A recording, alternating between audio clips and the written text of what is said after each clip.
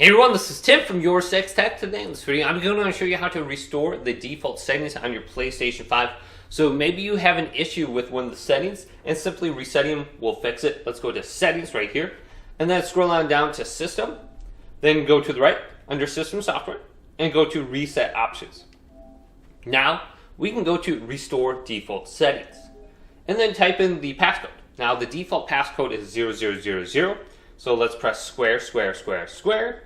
Then these are the following settings that will be restored to the default values. So a lot of times I'll have issues like with my network, and I can reset the network settings by doing this.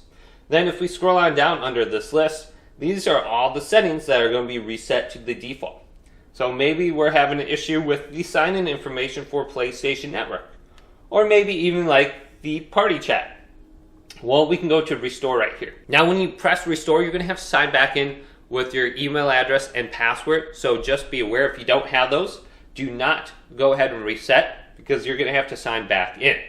But hopefully this video did indeed help you out. If it did, leave it a big thumbs up and subscribe to my channel down below for more tech videos coming up next on YourSixTech.